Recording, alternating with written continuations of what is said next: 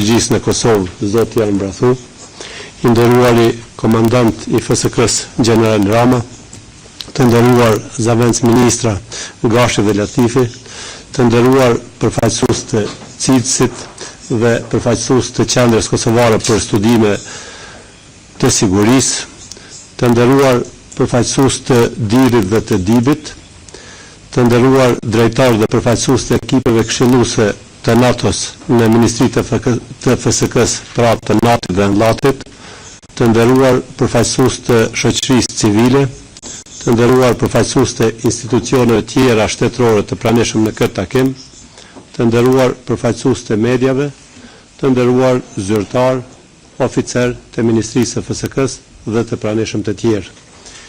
Integriteti paraqet një vlerë universale njerëzore e cila është transmetuar gjërësisht në botën demokratike. Integriteti konsiderohet si dhe ka një lidhje të veçantë me strukturat e mbrojtjes dhe të sigurisë.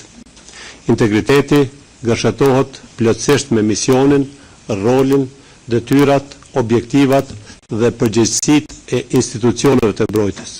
Qëllimi primar i të cilave është ofrimi i sigurisë si një e mirë e përbashkët, qoftë në rrafshin lokal apo në atë ndërkombëtar. Në fakt, qëllimi i ofrimit të sigurisë dhe stabilitetit nuk mund të arrihet nëse ka mungesë të integritetit. Prandaj, NATO-ja i ka kushtuar rëndësi të madhe zhvillimit të strategjive dhe politikave që kanë prioritet kryesor integritetin në strukturat ushtarake të shteteve anëtare. Programi i NATO-s për ngritjen e integritetit është duke u pranuar në masë të madhe tek anëtarët e NATO-s dhe të partnerët e saj. Ministria e Forcës së Sigurisë të Kosovës dhe Forca e Sigurisë të Kosovës qëndrojnë të përkushtuara për arritjen e standardeve të NATO-s. Duke i përshtatur standardet ndërkombëtare, ne gradualisht fillojmë së përgatituri për të bërë antar të përgjithshëm dhe të besueshëm të NATO-s. Kosova ka dëshmuar për kushtim të plot për antarësimin në programin Partneriteti për Paqe dhe më vonë antarësimin e plot në NATO. Sipas matjeve të opinionit publik, institucioni ynë në vazhdimsi vlerësohet si më i besueshmi nga qytetarët e Kosovës. Ky nivel i besueshmërisë na bën të privilegjuar dhe njëkohësisht të përgjegjshëm për ruajtjen e imazhit bazuar në performancë. Autoriteti ynë do të mbizotrojë gjithnjë derisa do të kemi politika që do të reflektojnë objektiva të qarta kundër korrupsionit e mashtrimit në institucionin tonë. Ne jemi të përkushtuar në zbatimin e objektivave që kërkojnë ngritjen e integritetit në bazë të performancës në të gjitha nivelet e institucionit. Që nga ky moment, Ministria e Forcës së Sigurisë së Kosovës e veçanërisht departamentet e menaxhimit të burimeve njerëzore, financave, kontrollit të brendshëm do të kenë në dispozicion planin e integritetit, i cili duhet të zbatohet me përpikëri, bazuar në propozimet dhe rekomandimet e aprovuara si pjesë përbërëse të këtij plani. Plani i integritetit duhet të shërbejë si një udhërrëfyes i punës sonë të përditshme. Miratimi i planit përbën një hap të rëndësishëm të Ministrisë së FSK-së dhe Ministrisë së Ardhshme të Mbrojtjes në parafrimin me nivelin e shteteve anëtare të NATO-s dhe partnerëve të saj.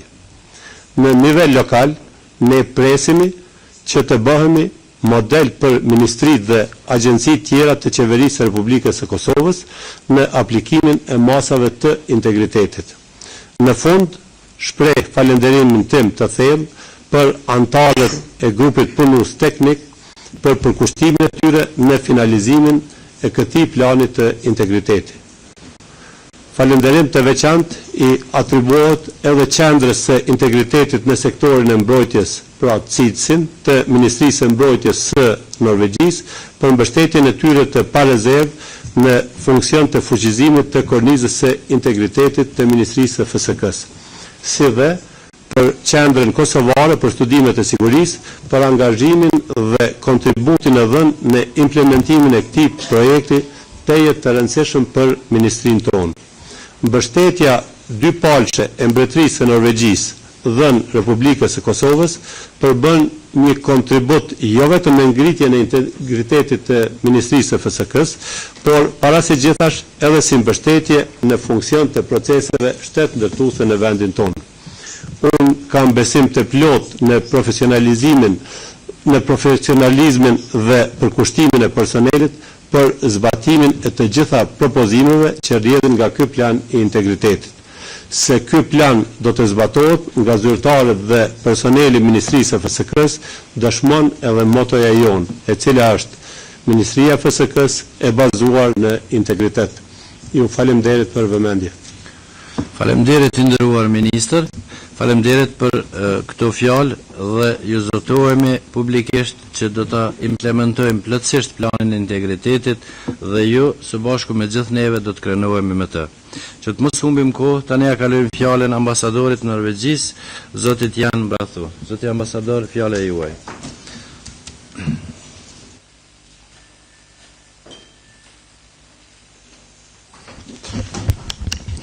Thank you very much, Secretary General Latifi. Honorable Minister Demolli, Deputy Ministers, Commander Irama, Director Christensen, representatives of foreign missions and defense attaches, ladies and gentlemen.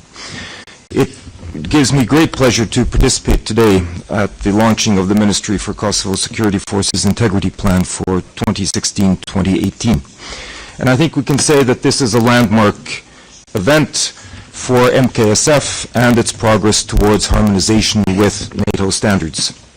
As Norwegian ambassador, I am especially pleased that this has been achieved through cooperation with the Norwegian Ministry of Defense and the Center for Integrity in the Defense Sector in Oslo.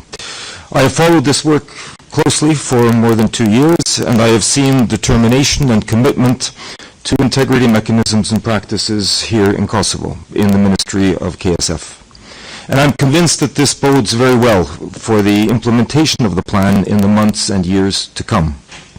Let me also underscore the fact of your ownership of the plan. This is not a foreign plan, this is MKSF plan, and that's important.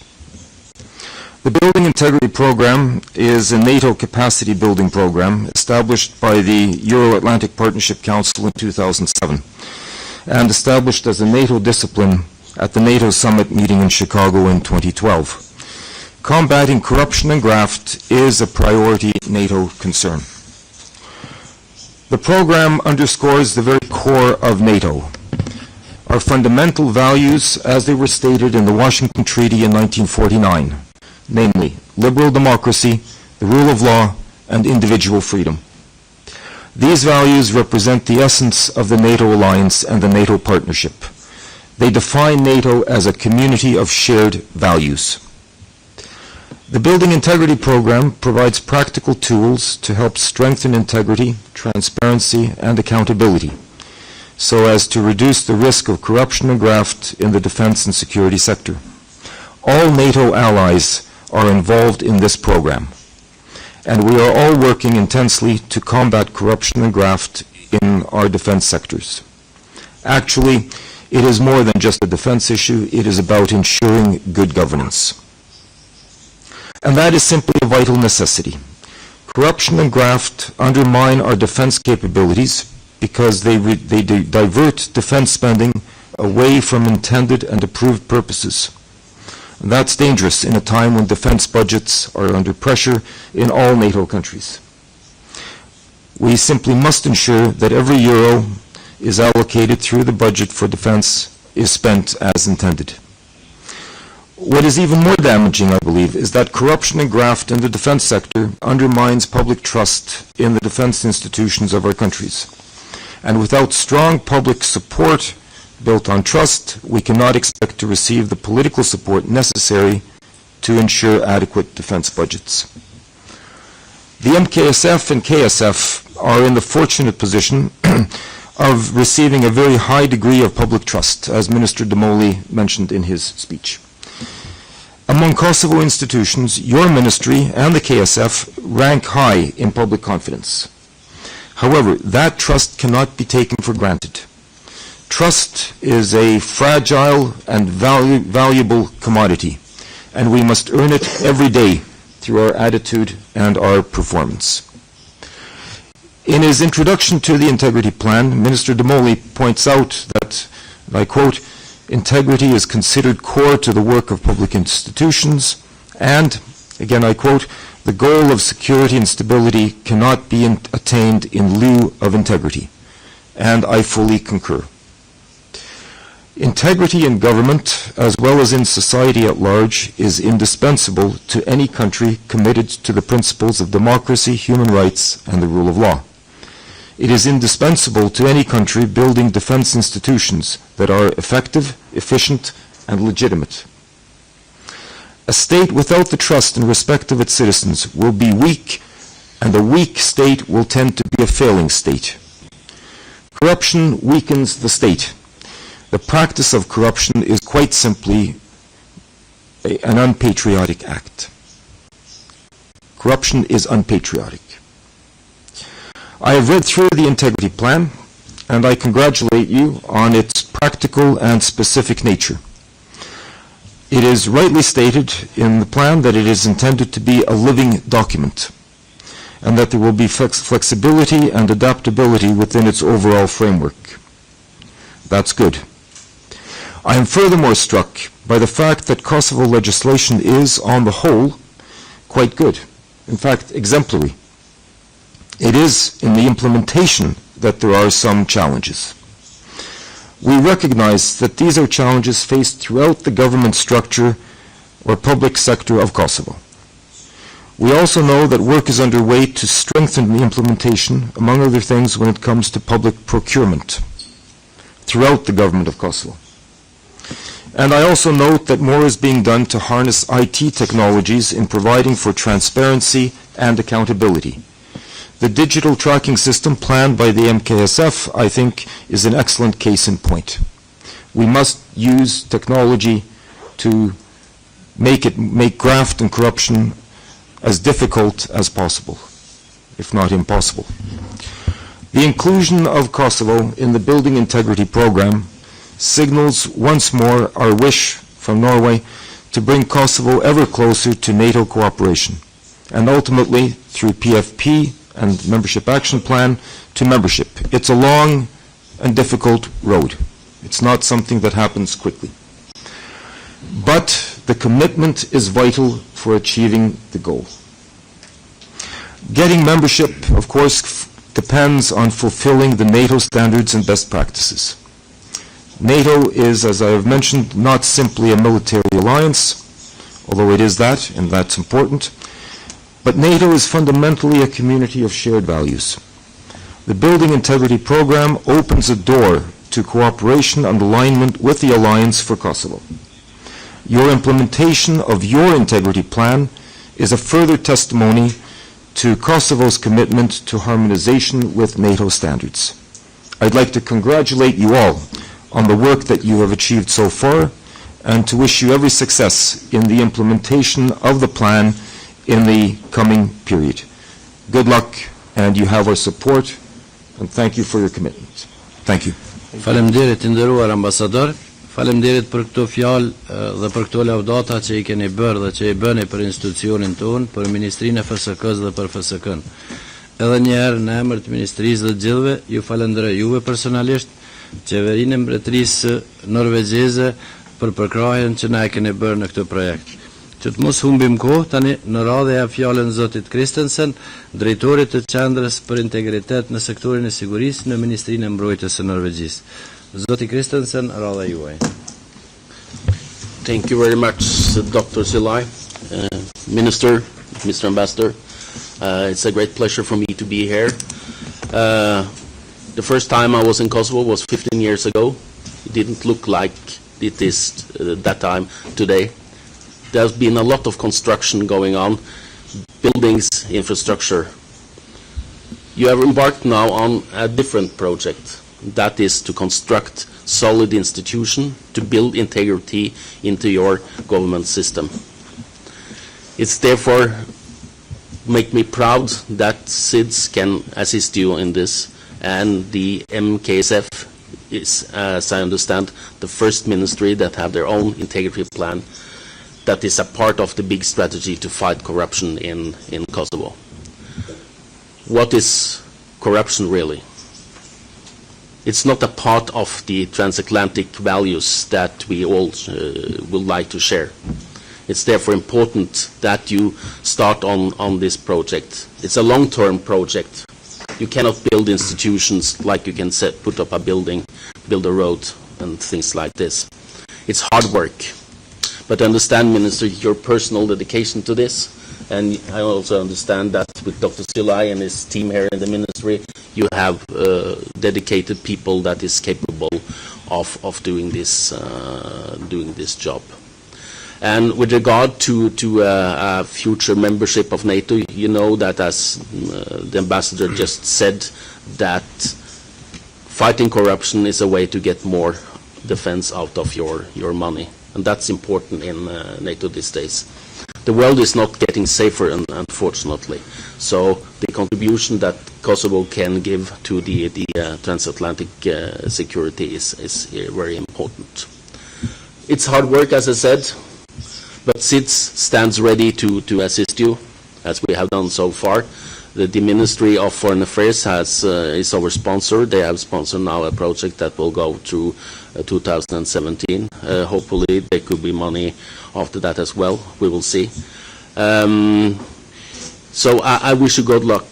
I would also like to thank our team here in Kosovo, Dr. Kweha, and also thank Mentor Raioli, who was standing in for Dr. Weil when he was in the United States. I would like to thank Mr. Eriksson, who is our expert on this, for the job they have done so far. As I said, we stand ready to continue to cooperate with you. Thank you very much. Faleminderit nderuar zoti Christensen, edhe një herë ju falenderojmë për përkrahjen e juaj dhe për gatishmërinë e juaj që së bashku me ne të bëjmë edhe vlerësimet në periudhën e ardhshme të implementimit të këtij plani të integritetit. Ndërsa që të shohim në fakt cili është ky plan dhe cilat janë detyrat që e presin Ministrinë e FSK-së dhe FSK-n në vitet e ardhshme për implementimin e këtij planit të integritetit, e ftoj nën kolonel Sefer Jusufin që të bëj prezantimin, i cili është zyrtari i lartë në departamentin për politika dhe plane në Ministrinë e FSK-së. Nën kolonel, radha juaj.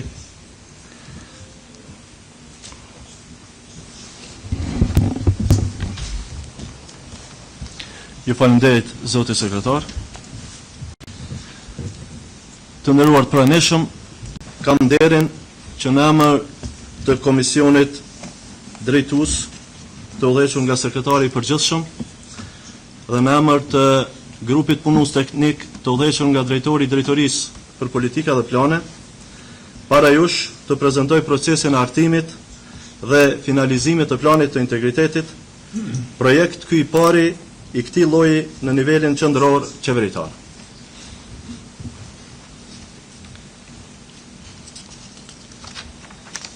Ministria e Forcës së Sigurisë Kosovës, Ministria e Forcës së Sigurisë Kosovës dhe Forca e Sigurisë Kosovës, përkundër faktit impresiv që çështjen e integritetit e ka renditur edhe në aktet e saj normative si një ndër vlerat dhe standardet kyçe të funksionimit të saj, dhe faktit tjetër tashmë të njohur që për shumë vite rresht është prisje në anketat kredibile nga organizatat tashmë të dëshmuara profesionale për besueshmëri qytetare, bashkë me miq norvegjez ka zhvilluar politikën e re bashkëore të NATO-s në funksion të zhvillimit dhe fuqizimit të vlerës së integritetit si normë e rëndësishme në procesin aktual përgatitor të transformimit dhe synimit strategjik për integrim në strukturat euroatlantike. Kjo është përmbajtja e prezantimit të cilën do ta shtjellojmë në vazhdim. Këto janë burimet në të cilat është referuar grupi punues teknik gjatë hartimit të planit përkatës. Në fillim ju njoftoj se zhvillimi I planit ton të integritetit është në përputhje të plot me programin e NATO-s për ndërtimin e integritetit, program ky I cili u krijua nga Këshilli I Partneritetit Euro-Atlantik në nëntor të vitit 2007, në kuadër të planit veprimit të partneritetit për ndërtimin e institucioneve të mbrojtjes, e cila ndihmon partnerët për zhvillimin e institucioneve efektive dhe efikase të mbrojtjes nën kontrollin civil dhe demokratik. Gjithnjë, duke evoluar në samitin e Chicagos në vitin 2012, ku krerët e vendeve të NATO-s themeluan programin e ndërtimit të integritetit si një disiplinë e re e NATO-s.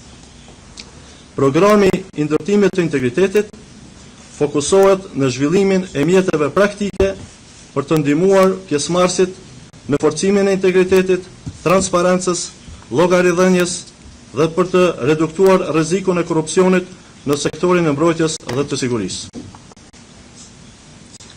Partneri ynë në këtë proces, Qendra për Integritet në sektorin e mbrojtjes, kontribon me programe trajnimi, seminare dhe konferenca, si dhe zbaton projekte në vendet të ndryshme në bashkëpunim me ekspert vendas.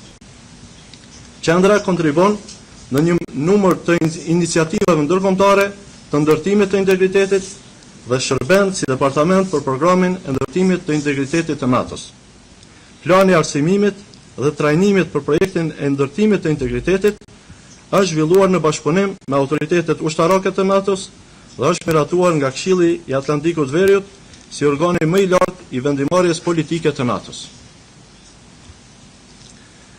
Në këtë slajd kemi një definicion mbi integritetin dhe konceptin e ndërtimit të integritetit. Pra, integriteti konsiston në realizimin e punës me ndershmëri, kompetencë dhe të realizuar në tërësi. Në nivelin organizativ, integriteti duhet të institucionalizohet, duke vendosur një standard të lartë moral në organizatat dhe institucionet publike. Qëllimi përfundimtar është që të krijohet një shoqëri e fuqishme në të cilën parimet morale dhe vlerat shoqërore respektohen dhe në të cilën sigurohet një qeverisje e mirë. Ndërtimi I integritetit institucional, në rastin konkret, është një strategji për të parandaluar dukurinë e korrupsionit dhe mashtrimit. Si përfundim, një plan integriteti është një mjet për të hartuar dhe zbatuar masa specifike për të korrigjuar rreziqet e identifikuara të korrupsionit dhe të metat e tjera në sistemin e integritetit. Ju kujtojmë se objektiva kryesore e projektit, fuqizimi I kornizës së integritetit në Ministrinë për Forcën e Sigurisë Kosovës, në bashkëpunim bilateral në mes të Ministrisë së Mbrojtjes së Norvegjisë dhe MFSK-së, është dhënia e kontributit në funksion të krijimit të një kornize më të mirë publike të integritetit, në funksion të reduktimit të rreziqeve ligjore dhe institucionale të korrupsionit në Ministri, konkretisht Mbështetja e Ministrisë në përfilimin e planit të integritetit si instrument për eliminimin dhe minimizimin e rreziqeve korruptive e mashtruese në MFSK dhe FSK. Siç u informohet edhe më herët, mekanizmat implementues të projektit kanë qenë vendimi I ministrit të FSK-së për të themeluar komisionin këshillëdhënës apo drejtues në përbërje prej sekretarit përgjithshëm të Ministrisë së Forcës së Sigurisë Kosovës, përfaqësuesit të ekipit këshillëdhënës të NATO-t dhe nga përfaqësuesi I Qendrës për Integritet në sektorin e mbrojtjes. Detyra kryesore e këtij komisioni ishte dhënia e udhëzimeve dhe këshillave për grupin teknik në të gjitha çështjet në kuadër të aktiviteteve të ngritjes së integritetit në MFSK. Kurse grupi punues teknik u themelua me vendim të sekretarit përgjithshëm në përbërje prej përfaqësuesve të MFSK-së nga një përfaqësues të Ministrisë së Administratës Publike dhe Agjencionit Antikorrupsion, si dhe 2 vëzhguesve nga NATO dhe udhëhequr nga ana e drejtorit të Drejtorisë së Politika dhe Planeve. Detyra kryesore e grupit përkatës ishte identifikimi I rreziqeve, zhvillimi I planit të integritetit dhe përcaktimi I masave për zbatimin e tij. Në këtë slajd kemi aktivitetet e drejtashme, pra kemi një mori aktivitetesh që janë zhvilluar për një periudhë kohore dhe në fund e kemi pra ditën e sotme lancimin e këtij plani, pra planit të integritetit.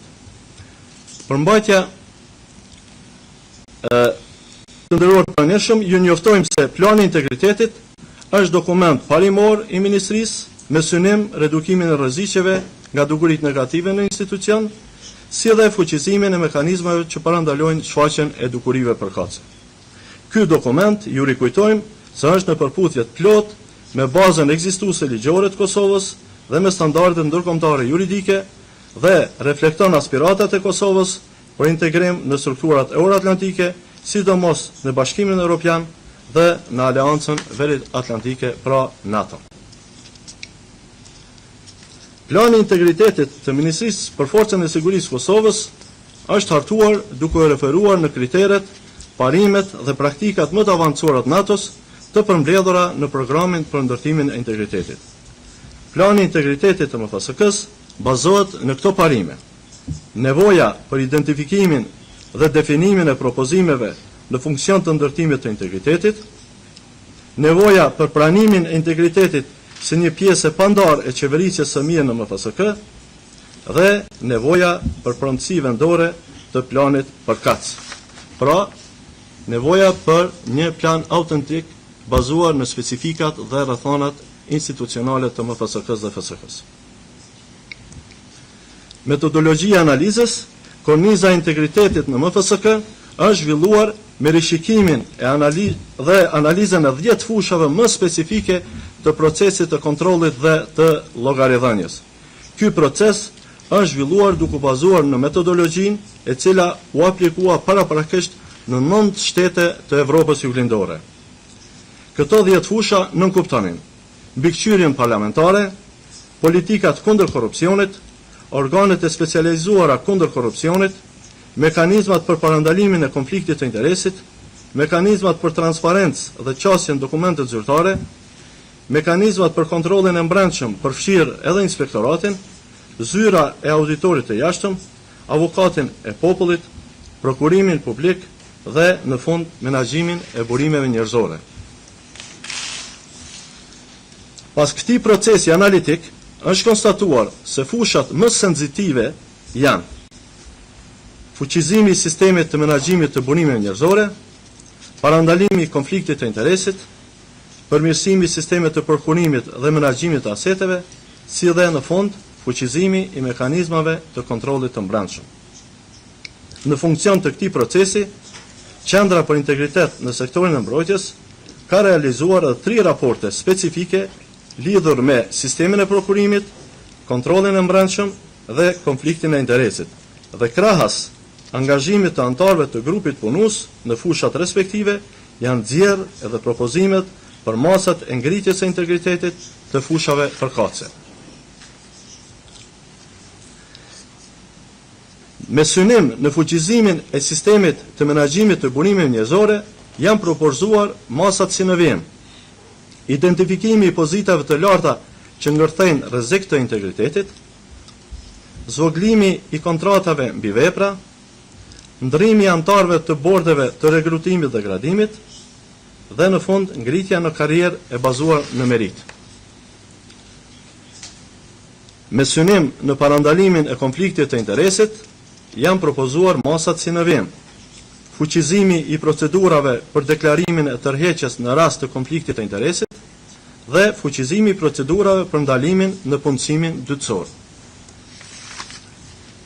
Me synim në përmirësimin e sistemit të prokurimit dhe menaxhimit të aseteve, janë propozuar masat si në vijim: përpilimi dhe miratimi i legjislacionit dytësor që rregullon përjashtimet të cilat rregullohen me nenin 3 të ligjit të prokurimit publik, përmirësimi dhe forcimi i cilësisë së procedurave përgatitore prokuruese në Ministrinë për Forcën e Sigurisë Kosovës, përmirësimi i mëtejshëm i procesit të planifikimit duke i ndërlidhur objektivat e ardhshëm të planifikimit me nevojat, përdorimi i kritereve të ndryshme, fuqizimi i ulëmtimit të tregut, përmirësimi i menaxhimit të aseteve, përmirësimi i menaxhimit të kontratave dhe ngritjen e kapaciteteve në prokurim.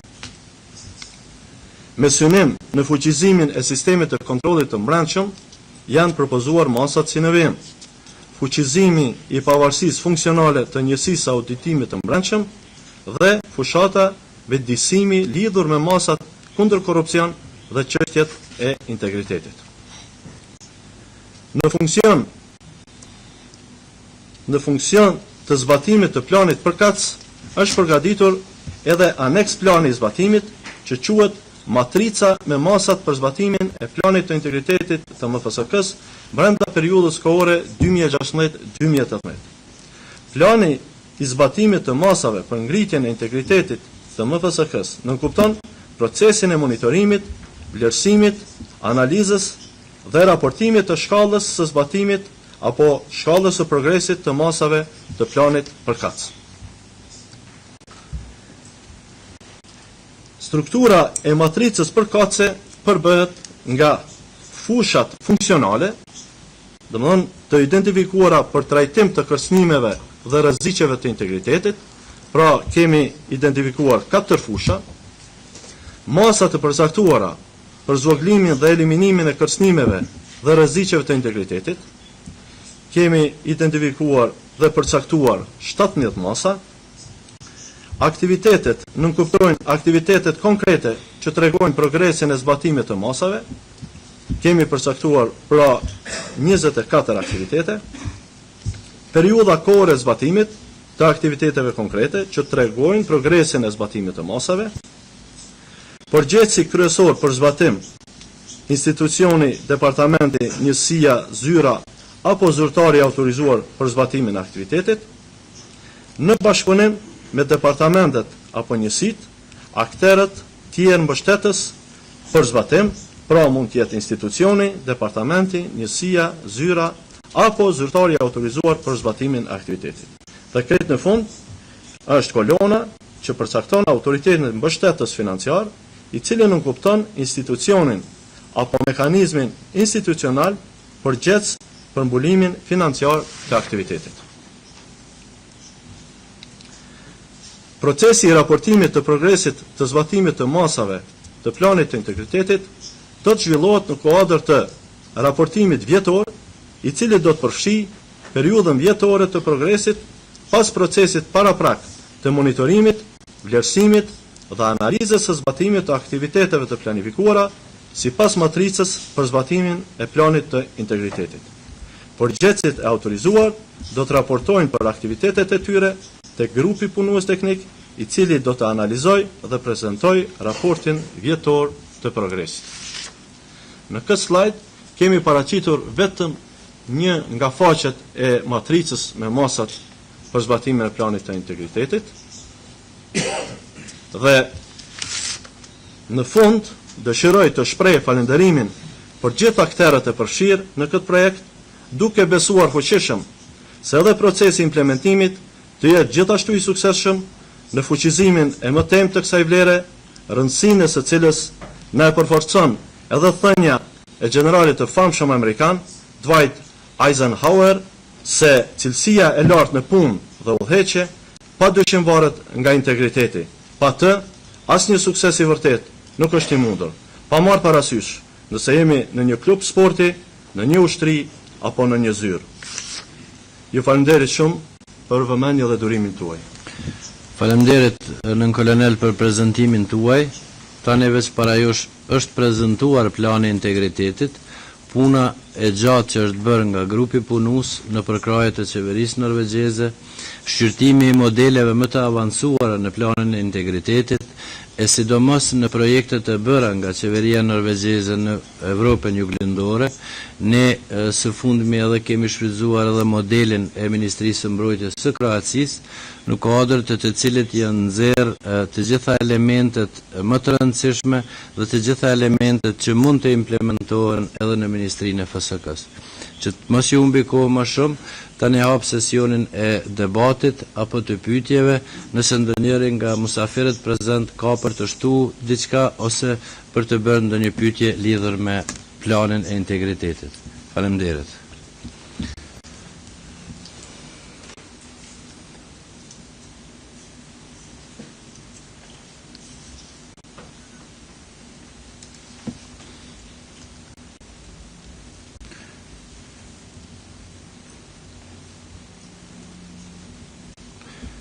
Mirë, këtë heshtje ose këtë mos debat po e marë si pajtim, si pëlqim të gjithë neve me punën që është bërë dhe me planin që është hartu nga grupi punus, me përkrahjen që e kem pas gjatë tërë kohës nga përfaqësues dhe ekspert të qeverisë norvegjeze, nga përfaqësues edhe ekspert edhe të natit, edhe të NLAT-it, po edhe të ambasadave, gjithësisht të atasheve të akredituar në Republikën e Kosovës.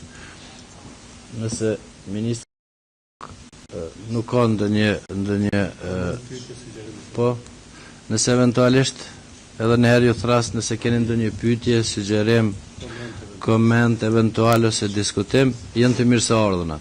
E potencoj edhe ambasadori që dokumenti, gjithësisht plani i integritetit është një plan i gjallë, i lëvizshëm, i cili në faza dhe në periudha të caktuara mund të përplotësohet me ndërhyrje të bëra nga ekspert të kësaj lamie që janë çdo herë të mirëseardhura për institucionin tonë. Nëse nuk keni, atëherë ju falenderoj shumë për pjesëmarrjen e juaj në këtë konferencë, në lansimin e këtij projekti të integritetit, dhe tani në emër të ministrit, të gjithë jeni të ftuar në një koktejl modest, po shumë miqësor dhe të ngrohtë. Faleminderit shumë.